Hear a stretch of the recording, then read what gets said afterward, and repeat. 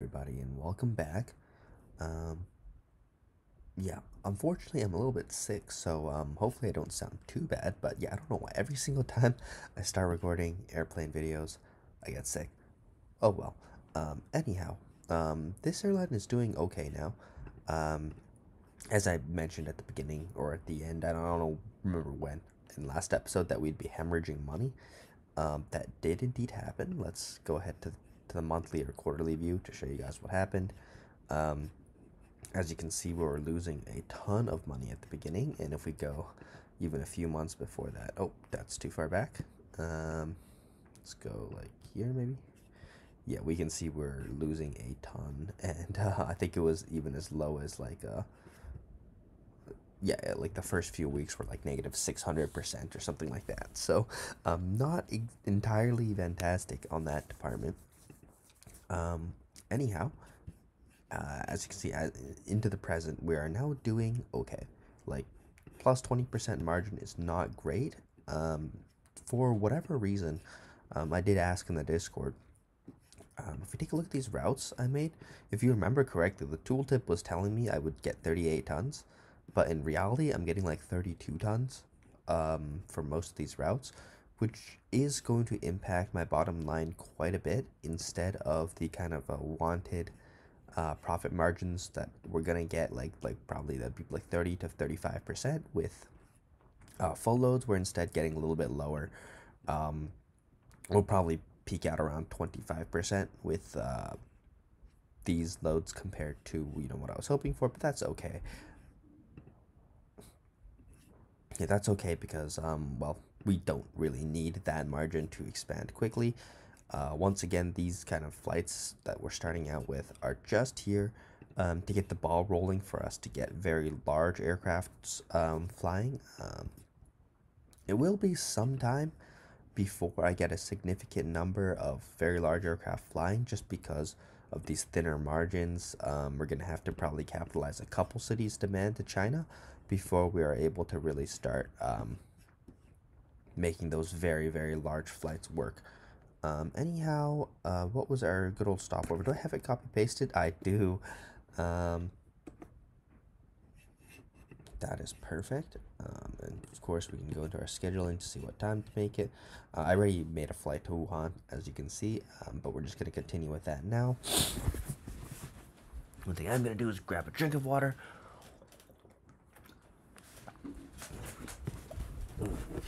Okay, sorry about that. Yeah, that's just to help my sore throat, but I have nothing better to do than record this episode right now, so here we are anyway. Um, let's make this start at 1920.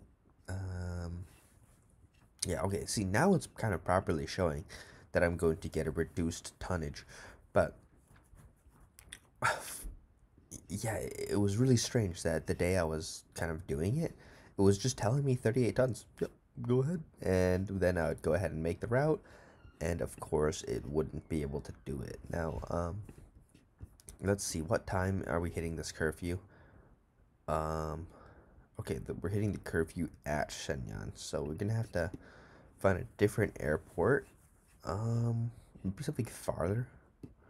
Like, I'm not sure there'll be enough demand to this kind of airport. Yeah, like Harbin is really close. Um, I think this airport usually has pretty good cargo demand. Nope, not good enough. Of course, Shanghai, Guangzhou, and Shenzhen usually have too much competition, kind of regardless of what's going on, so we don't want to do those.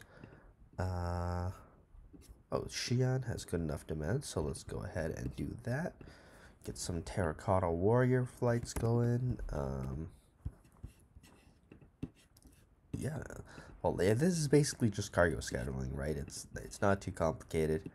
Um, once you find your routing, like the reason I don't change it for every route is because it's a small difference of maybe 5 to 10% at most fuel consumption and other route fees, and to me, it's not worth improving that. And this is really annoying. So what I'm gonna do is I'm actually gonna make a really short domestic route. North America, United States. Just some random shortish domestic route. Chicago. Sure. I don't know if I should use Chicago's main airport, uh, though, because there's going to be a lot of domestic flight competition. There's a lot of competition to the, what's it called? Midway as well. So let's actually pick a different airport. Let's go with Minneapolis. And once again, there's some competition here, but we can just join it. It doesn't matter very much. Yeah, once again, this flight is such a minor part of the overall demand of the route, of the schedule, that even if its load factor is not very good, as long as it's not losing money, and it is difficult to lose money with cargo, we should be good. Um, so let's go ahead here, just randomly do the partitions, don't really care. And let's go ahead and assign that. I don't know what day we should be doing. I think it's Tuesday. Yep. And hopefully this fixes the route timing, so we should be able to open our routes when we want now. See, 3:15, 3:15, and perfect. Yeah, unfortunately, 35 tons. It is what it is. I'm not sure if there's a way to get 38 tons all the way from the east coast of the U.S. to China with a 757. There probably is. Of course, that would take some effort to find. If you guys know it, please mention it in the comments because I might be able to, copy that for future routes. Yeah, and obviously, if it uses multiple non-curfewed or airports with curfews, it could be a problem unless there's like a certain period of the day where they all line up and it's perfectly fine anyway. Oh my god. And we even ran into a curfew problem here to Shenyang. So let's see if we can change this a little bit. So Shenyang is 5,700. I think Harbin's a little closer. Yeah, it's 300 miles closer. So that means when we do this same routing, we should be that half an hour earlier so that we can just get off before the airports close, which is exactly what we want. So let's go ahead and do that. 1725. And just get a little bit more standard cargo there. And this should now slot in just fine. Yes, perfect. And now we have this period of time, which is enough for kind of like one shortish long route and one long route. So I guess we'll just do that. Start with Harbin, which is one shorter route to China, and then we'll have to do one domestic route to America. And we then, oh, that should take off on Saturday, right? Yes. So we got a Saturday flight, and we got space for just any kind of random flight we think of. How's Houston? Perfect. There's actually very little competition to Houston, so we can go ahead and run this scheduling. It does cost a decent amount to buy slots, more than I thought. Like, we've spent almost $1 million so far, which is actually considerable. I for some reason thought we'd be spending like just hundreds of thousands on slots instead, like much less. But yeah, these slot pairs are more expensive than I thought. So yeah, anyhow, this is really nothing compared to the cost of the slots I'm paying on modern times, so it doesn't feel too bad at all. Yeah, where in modern times I think I'm paying like 2.5 to 3 million per like week of slots. So yeah, that feels extremely bad because it is extremely slow to expand. Yeah, anyhow, let's go ahead and fix this and fix this as well. And yeah, I mean, what did we do wrong? I don't know what I did wrong. Oh yeah, this is not the next day. This is the next day. Yeah, unfortunately, these are a little bit out of order because of the order we bought the planes. When I made the Wuhan route on the first day of the 7-day schedule, I only had 5 planes available. And then I added the last 2 planes available at the end there. So yeah, we are, of course, missing a couple days of 7-day, which is perfectly okay. Um, yeah. Yeah, but this is basically the idea behind cargo scheduling, right? You just um, see if there's enough demand and open the route, which is quite a bit simpler than passenger scheduling, which cares about timing and having turnaround times properly set and not overlapping in times and using the right size aircraft. Um, Cargo scheduling is more or less you just find the demand and then you place the plane on the demand. Finding the demand is a little bit harder though. But as I mentioned with that trick yesterday, if there is any available, what's it called, current demand with no supply, right?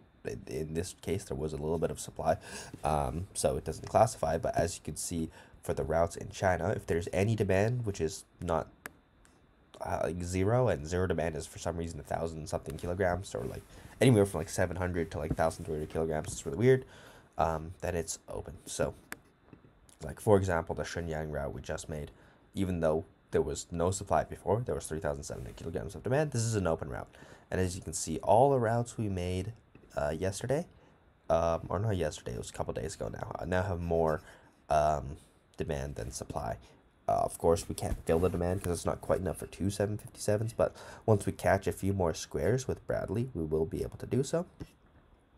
One thing I do want to scout here is I want to go into the route planning and see what other US cities do not have filled demand to China, because those can be our second bases. Because we're just going to open all these easy kind of free Chinese routes before we consider opening other kinds of routes. Let's test like a really obvious airport and just see um, if this China demand is taken, because you'd be surprised how often it isn't. Let's take a look. And okay, in Los Angeles, it has been. Oh my god, and people are using 747s. That's a disaster because it's hard to outcompete that. No, how do they know? How do they know? Well, there's two ways to compete with this. We can go with 757s in LAX and just directly kind of eat his lunch, or we can go with 777s or our 747s in a competing airport and try to take his demand that way. But because of the fact he's flying 747s everywhere, I think I'll just go directly to LA and eat his lunch with 757s.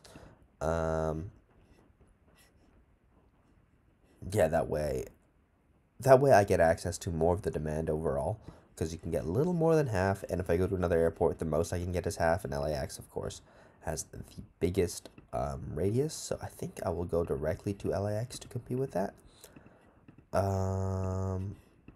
Let's see. Oh yeah, that's unfortunate there. Let's see what people are doing in other airports like Chicago. I know the biggest cargo airline. Whoops, I'm doing something wrong here. I know the biggest cargo airline right now in Chicago is based out of Midway and not Chicago, O'Hare. But I just want to see the situation. Like, China. Yeah, like this is gonna be an interesting playthrough because I'm gonna have to continuously decide whether to base it in small airports or large airports. Oh, so yeah, Chicago is open, so I'll probably open my next base in Chicago. Yes, completely open. These routes are a little bit bigger too, so I'll be able to use large aircraft, very large aircraft, 777s and such. So yeah. Oh. Why are some routes taken and some routes not? Cardinal Airways, 777F. Is this player based in China? Might be. Because it's the only one, right? So, yeah, that player must be based in China. Okay, yeah, so that's completely open. Let me see domestically whether Midway is more open or O'Hare. Of course, O'Hare will be competing with passengers, which is annoying. So that's not completely open, but it's not completely unopen. That's interesting. So, what are the best alternatives to Chicago? The funniest one is Gary.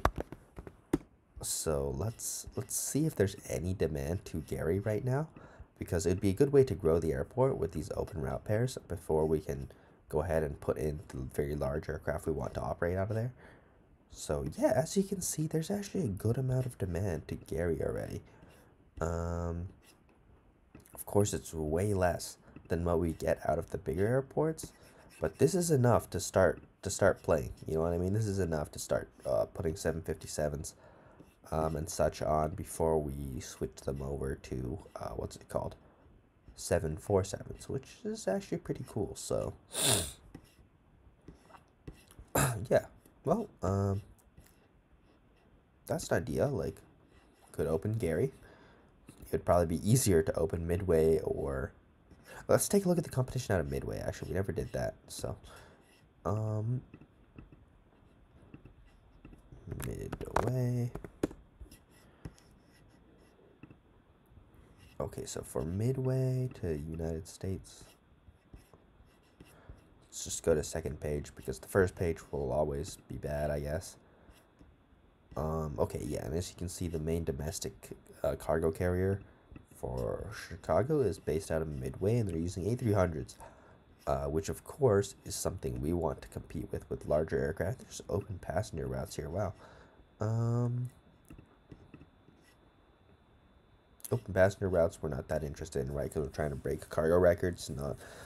So the problem with going directly to Los Angeles to compete is I have to use multiple 757 routes, where if I just go open in Ontario, then I can just fly single 777 flights, and that might be a bit more efficient in terms of what's it called? Yeah, it might be more efficient for my planes, because that might be the limiting factor, but I'm not sure yet. Anyways, that's enough of this world. Let's go ahead and check out the passenger world. Of course, so far, like, we're more profitable in this world, but we're not growing very quickly because I'm going to be selective about the aircraft I own. I know from experience now that these games are marathons, not sprints. You can get very strong early leads, right? But because the slot counts are generally okay, I'm not sure if this game is going to have good slot counts yet. We're at 47, so we're probably at least 1.5 slot count, right? If we're less than 1.5, like we're 1.25 slot count. If you don't know what this means, basically the higher the slot count, the more competition you're able to exert. So we're at least 1.25 already, so that's good. And if the slot count is too low, basically you can't compete with other passenger hubs, especially the big ones, which is the most annoying restriction in the entire game, because there's no way to compete when there's no slots available at passenger airports, because you can't pull the demand to other airports with slots available or anything like that. So you're just kind of sitting there hoping that you have ways to compete, but you really don't. So anyways, with that in mind, it is time to do something here, and we're going to do a little bit of long haul. Of course, with infinite planes, we do want to fly long haul everywhere as well as short haul. And the main reason I'm doing that is because, well, I was only able to buy, what's it called? Long haul aircrafts off the used market. Oh, this is expensive. Wow. And we're going to have to open another base here in San Francisco. Feels really bad how expensive that was, but that's fine. Yeah, because, well, there was no A320s. A320 is going to be my only large fleet, and I think I might use a medium fleet type, but I'm not sure yet. But using only 2 fleet types will also help simplify things. So why did I select Atlanta? We want to, no, not Africa. We want the entire world greater than 3,000 nautical miles. And yeah,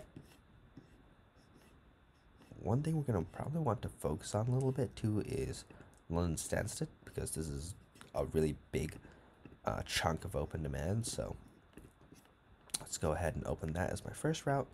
I forget how, like, the timing of scheduling to San Fran works out. So, like, when is the best time to start? So let's go ahead and find out. Okay. So first of all, this needs to be an hour and a half, I believe.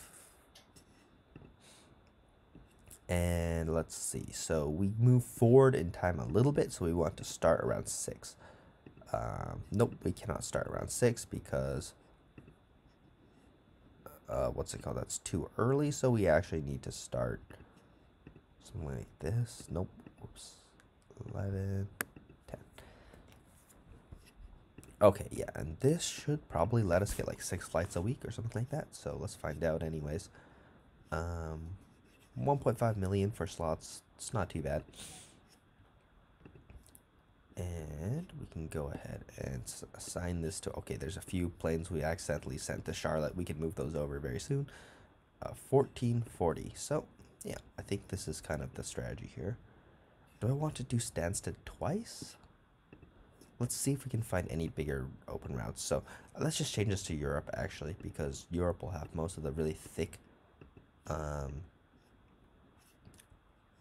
route pairs with a lot of demand. Gatwick definitely has enough to be worth it. There's some competition there, but it's not too bad. 1440.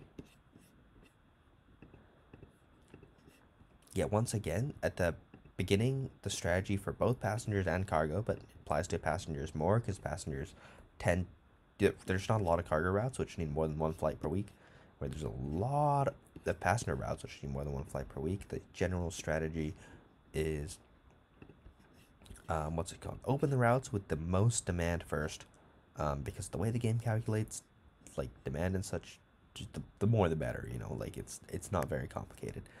Oh, that's a great route too. As there's not a lot of long haul competition, so I might continue to order very long haul aircraft to San Francisco, as a continuance to this. Might be a decently fast way to grow. So. The problem is we are getting awfully close to the end of the day. That's okay though. Maybe we'll be able to find an overnight route. We did order pretty long range aircraft, so yeah, we're at 2235 now.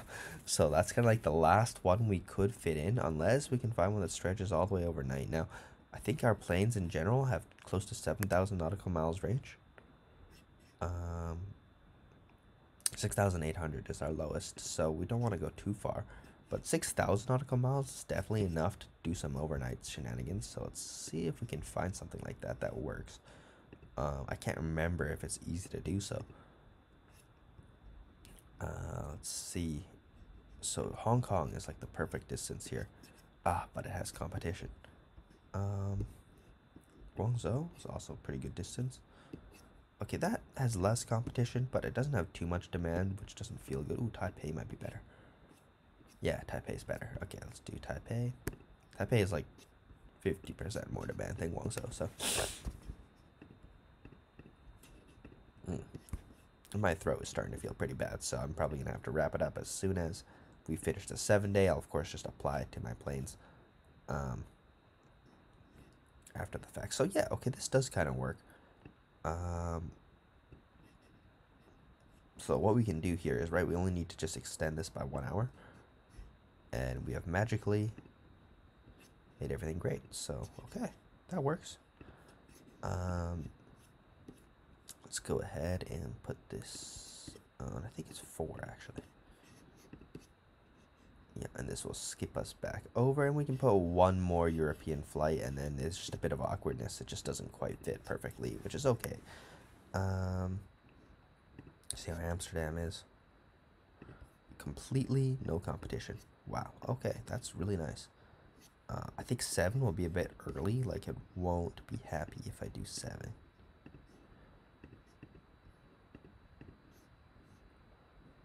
Yeah, it's too early, so let's just go ahead and slide this a few hours back until it is happy. There we go.